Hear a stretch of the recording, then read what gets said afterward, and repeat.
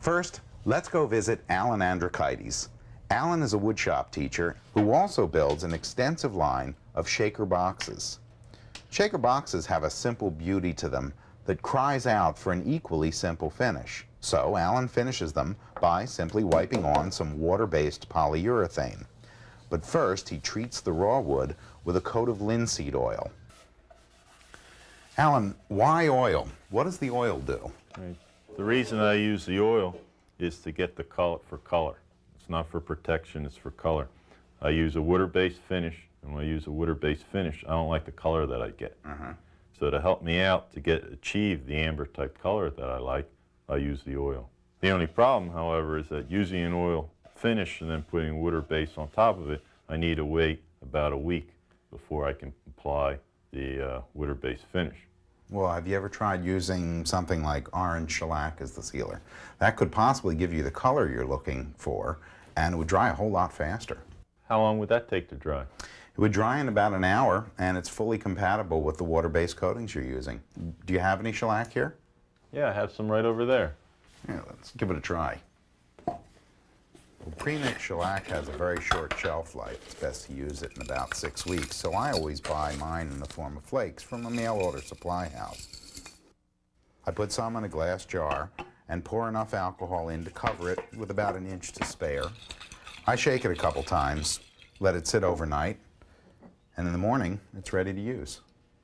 Why don't you give it a try? Here, you better put gloves on if you're using alcohol.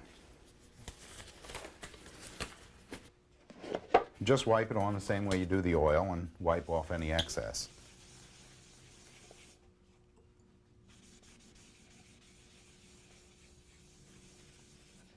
Goes on easily. The color looks like it's what I want to achieve. It's a little bit stickier than the oil.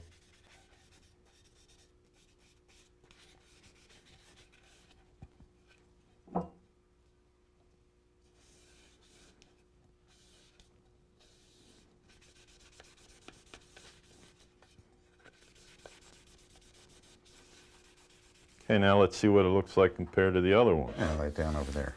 Well, what do you think? This is very similar to the color that I was getting using just the water-based finish. So when I use the shellac and compare that to the oil, they're very similar. And besides, it's about ready to work and recoat in an hour. That's the real advantage. Now that they're dry, I apply the top coat.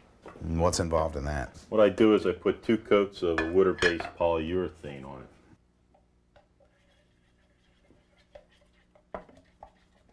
Milky in the can. Somehow it always dries clear. Yeah, it's an emulsion of 2 different clear liquids, just like water-based white glue or milk. You're putting that on with a rag? Yep. I also put this on with a cloth. The reason being is it's fairly easy. Okay, you can get it uniform that way. Yep. Just put a thin coat on, wipe it on. Where it's really nice is around where the fingers are. I can get what I need in there. When it's dry, I won't get any brush marks or anything like that. One thing that's a little bit different when I use this as compared to the way the average person might is that I'm going to put a coat on and then I'm going to wipe it off. Ah, so it's sort of self-regulating when you Yep. wipe it all off. And this doesn't smell too bad either. No, the smell isn't bad at all. And I gather, like all water-based, it's non-flammable and you don't have all those problems with the oily rags to clean up and get rid of. Correct. And still, I'm applying a durable finish.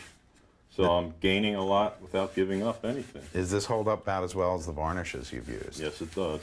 And just that one coat? What I do is I put 2 coats on. You have to scuff in between? If it needs to be. So I apply the 1 coat, I wipe it off, let it dry an hour or so, I can come back with another coat on. So you can get all your finish on in just one day. You get both coats on and Yeah. they're dry enough to scuff and recoat, and is that it? Leave them like that? What I do is afterwards, I go over and I put a coat of wax on it, just to smooth it out a little bit and give it a little bit more of a shine. Before I wax it, what I want to do is I want to feel it. And depending upon how smooth it is, will determine whether I apply the wax directly or not. This box is a little rough, so I need to sand it lightly. Okay, I have a nylon pad in here. I'll put some wax on there, and what I'll do is I'll rub it. Then if there are any loose hairs on it, that'll take care of them and it'll be nice and smooth. And wax is an interesting material. It seems to do its best work when it's put on thinnest. You just buff it all off when you're all done, and it looks good, feels good, and it actually forms a thin layer that helps deflect scratches from any kind of grit or dirt that's in the area. The soft rag, What do you do with your rags when you're all done? when I'm done, then what I do is I hang them up on my clothesline.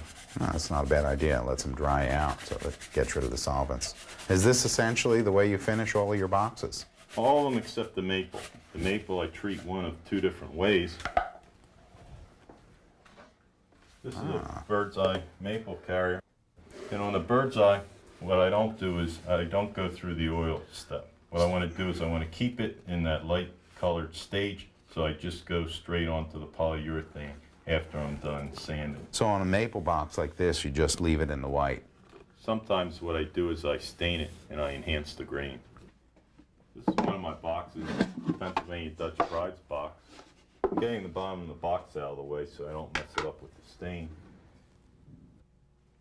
What I'm putting on here is a diluted black stain. It's a water-based stain.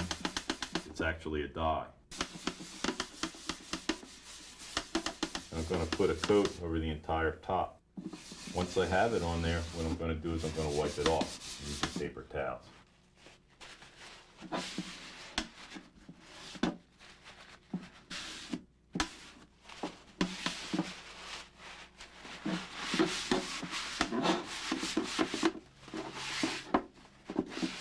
After I put that on, what I do is I put a coat of clear extender on it. All right, what the clear extender does is it takes the top surface of the black off, so that the black that remains is what's in the pores.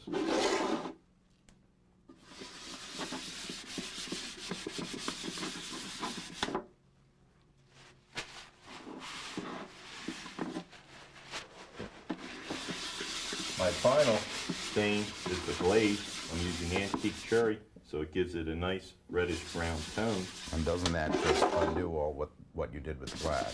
No, it doesn't, because what happens is the black penetrated down deep into the wood, and that's going to stay in there.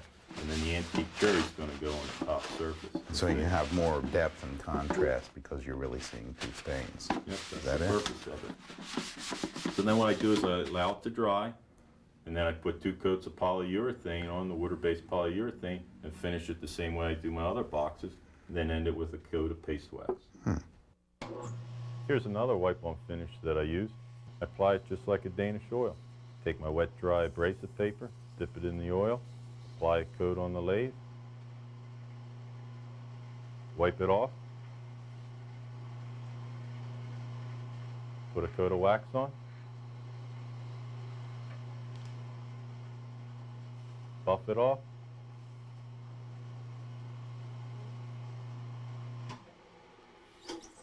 you're done.